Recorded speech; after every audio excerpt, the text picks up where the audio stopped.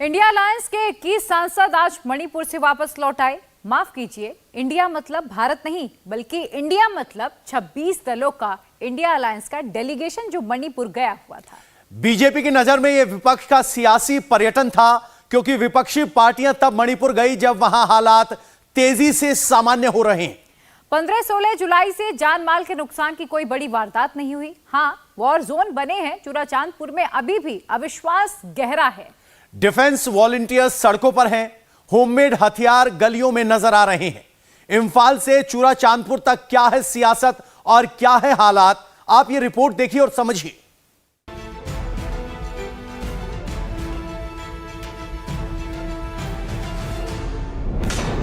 क्या मणिपुर में India alliance का सियासी पर्यटन पूरा हुआ?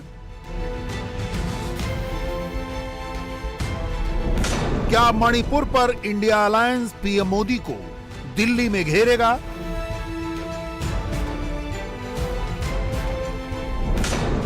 मणिपुर दौरे का विपक्ष के अविश्वास प्रस्ताव पर क्या असर होगा? हिंसा से अशांत मणिपुर का 2 दिन का सियासी दौरा रविवार को पूरा हुआ। 26 दलों के 21 सांसदों वाली इस टीम की अगुवा कांग्रेस थी। कांग्रेस के अधीर रंजन चौधरी हों या गौरव गोगोई, मणिपुर के हालात पर खासे आक्रामक थे। ये और बात है कि बीते 15 दिन से मणिपुर में हालात सुधरते बताए जा रहे हैं। जान का नुकसान तो एकदम नहीं हुआ, माल का नुकसान भी न के बराबर है। बीएसएफ के जवान न सिर्फ लोगों को सुरक्षा दे रहे हैं, बल्कि उनको खेती के काम में भी व्यस्त रख रहे हैं। कई हिंसा प्रभावित इलाकों में स्कूल भी खुलने लगे हैं, बच्चे स्कूल में पढ़ने लगे हैं।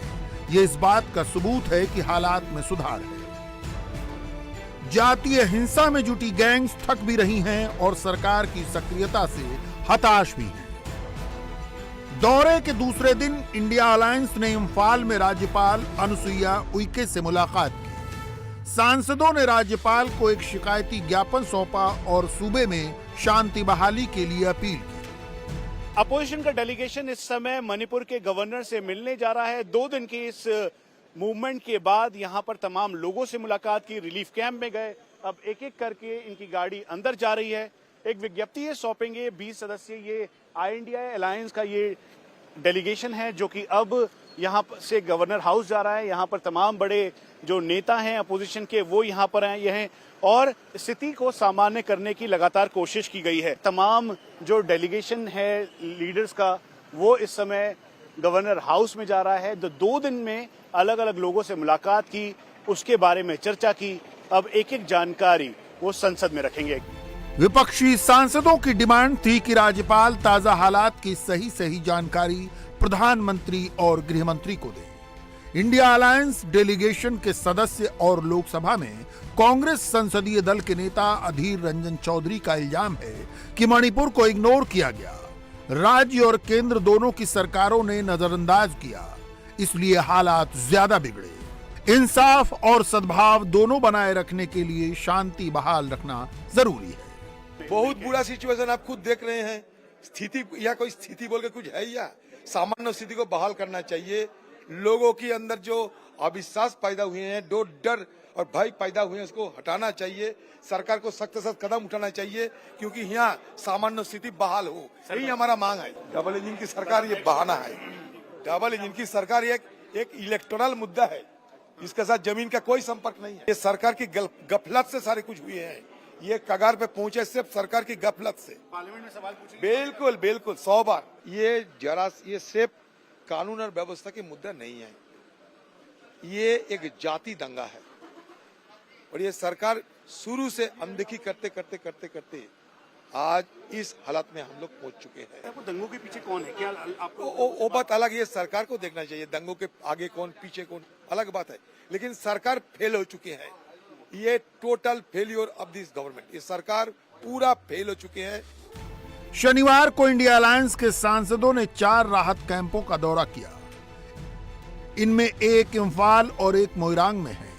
2 राहत कैंप अकेले चूराचांदपुर में हैं।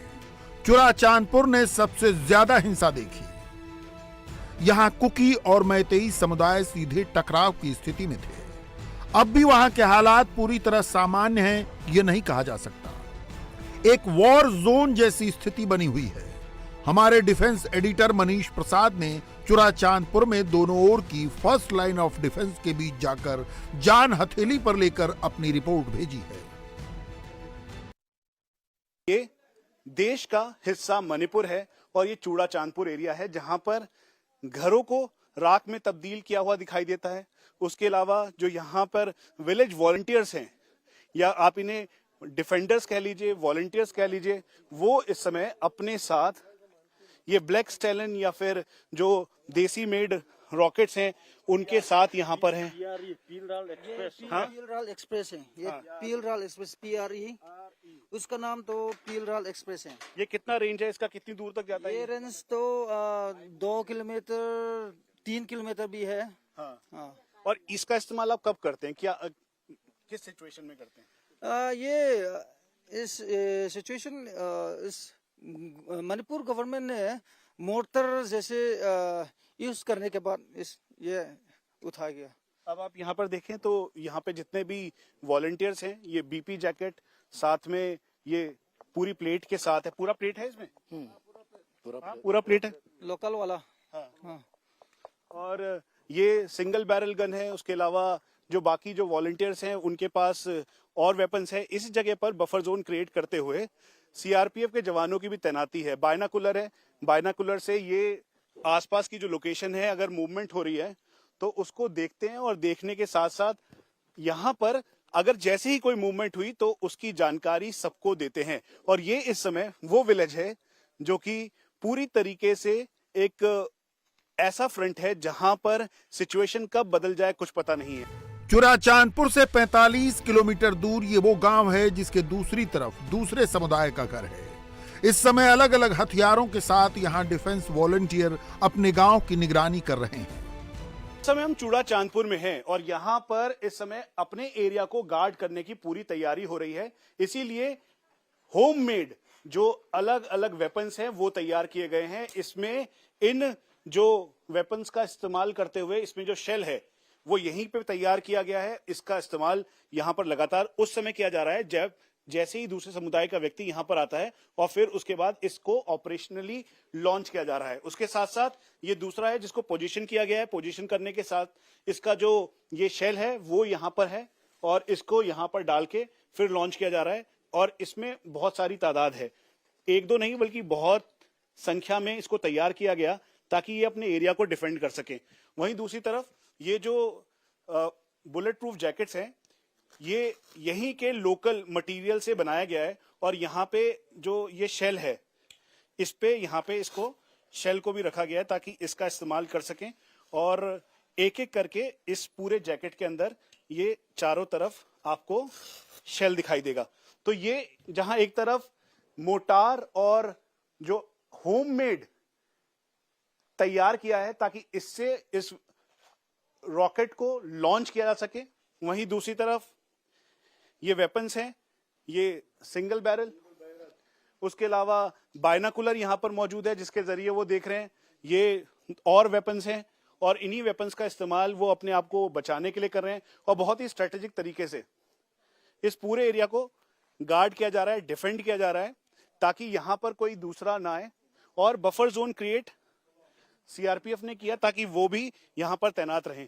ये वेपन दिखाई दे रहा, ये डबल बैरल गन है और उसके साथ साथ ये गोलियां पूरे बेल्ट में लगा रखी हैं। ये जो बुलेट प्रूफ जैकेट है ये जैकेट यहीं के लोकल चीजों से बनाई गई है। और ये वेपन है, ये वाला जो ये वाला भी सिर्फ लाइसेंस गन, ये स्टैलन है। और इसको बहुत ही आपने देखा होगा कि 12 बोर का ये जो वेपन है इसका इस्तेमाल भी कई बार किया गया, अलग अलग जगहों पे किया गया। इसकी ये बुलेट है, ये खुखरी है कि अगर कोई भी जरूरत पड़े तो उसके साथ साथ यहां पर किया जा सके। डिफेंस वॉलंटियर्स के पास हर तरह के हथियार हैं, होममेड, कंट्री मेड से लेकर अवैध तरीके से एक्सपोर्ट किए गए भी। होममेड रॉकेट लॉन्चर्स हैं, इसे वो मोर्टार के मुकाबले फायर करते हैं। ये वो जगह है जहां पर डेविड की बीहेडिंग हुई। इसी जगह पर उसका सर जो है बीहेडिंग के बाद मिला। अब यहाँ पर जो बफर जोन क्रिएट किया है, सीआरपीएफ के जवान यहाँ पर मौजूद हैं, उसके अलावा जो वॉलंटियर्स हैं वो यहाँ पर है और अपने साथ वो इस पूरे एरिया को प्रोटेक्ट करने के लिए अपने सभी लोगों के साथ हैं। यहाँ पर जो वॉलंटियर्स हैं वो वेपन्स के साथ हैं, साथ में यहाँ पर उन्होंने पूरी लोकेशन को अलग अलग जगहों पे ब्लॉक किया है। यहाँ सीआरपीएफ के जवान हैं, वहीं दूसरी तरफ ये वो लोग हैं जो कि अपने साथ ये जो हैंडमेड रॉकेट लॉन्चर और ब्लैक स्टेलॉन है ये क्या है? ये ब्लैक स्टेलॉन लोकल में ट्राइबल लोकल, ये ट्राइबल ब्लैक स्टेलॉन इन्होंने कहा कि ये बनाया इन्होंने और ये बहुत दूर तक इसकी मारक क्षमता है। उसके साथ ये अंदर जो वॉलंटियर्स हैं वो यहाँ पर तैनात हैं। इन चारों तरफ कहा गया है कि दूसरी तरफ से जो बफर जोन क्रिएट किया है सीआरपीएफ ने, उसके बावजूद भी यहाँ पर जो दूसरे तरफ से लोग हैं वो काफी आते हैं यहाँ पर। उसके साथ साथ ठीक यहाँ पर और भी वॉलंटियर्स हैं और यहाँ पर जो अलग अलग हैंडमेड और होममेड जो रॉकेट्स हैं वो यहाँ पर रखे हुए हैं। हम आपको ये भी बता दें कि उसके साथ साथ इनका वो इस्तेमाल कर रहे हैं और इस्तेमाल करने के साथ साथ ये जो जगह है यहाँ पर, ये जो इसका रॉकेट्स हैं, मोटार आप इसे कह लीजिए, ये वाटर पाइप के जरिए इसे बनाया गया है और ये यहाँ पर कितना इसका रेंज होगा? 1 किलोमीटर से ज्यादा ये इस फायर कर सकता है। और यहाँ पर जो पूरा है इसके अंदर इसके काफी ज्यादा ये मात्रा में है ताकि अगर कोई भी वहां से आता है तो इसे फायर किया जा सके। एक एक करके इसके अंदर इसको प्लेस किया गया है। ये यहाँ पर है, इसमें एक्सप्लोजिव लगाया गया और फिर इसके जरिए वो लॉन्च कर रहे हैं। तो ये इस समय फॉरवर्ड पोजीशन है जहां पर पूरी तैनाती उन लोगों की है जो कि यहाँ के डिफेंस वॉलंटियर्स हैं। ये चारों तरफ यहाँ पे सुरक्षा घेरा इंक्रीज किया गया है। कोशिश ये की जा रही है कि कहीं से भी कोई अगर अंदर आता है तो उसे रोका जा सके। चुराचांदपुर के इस गांव में 40 घरों को जला दिया गया। उसके बाद यहां 50 के करीब बंकर बना दिए गए। अलग अलग हथियारों के साथ मोर्चे बना दिए गए हैं। अगर कहीं से कोई अटैक होता है तो बचाव करते हुए उसका मुकाबला किया जा सके। समय इस अलग अलग मोर्चों पर ये रॉकेट लॉन्चर नुमा जो आपको यहाँ पर होममेड यानी देसी रॉकेट लॉन्चर है वो दिखाई देगा। इसके अंदर से ये जो शेल्स हैं इसको फायर किया जाता है और फायर करने के साथ साथ ये करीबन 1 से 1.5 किलोमीटर तक इफेक्टिवली इसके एलिवेशन को चेंज करके इसे फायर किया जा रहा है।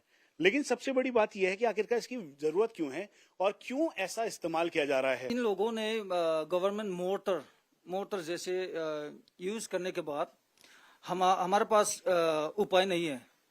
नो अदर ऑप्शन नहीं है, इसलिए ये उठाया हमने।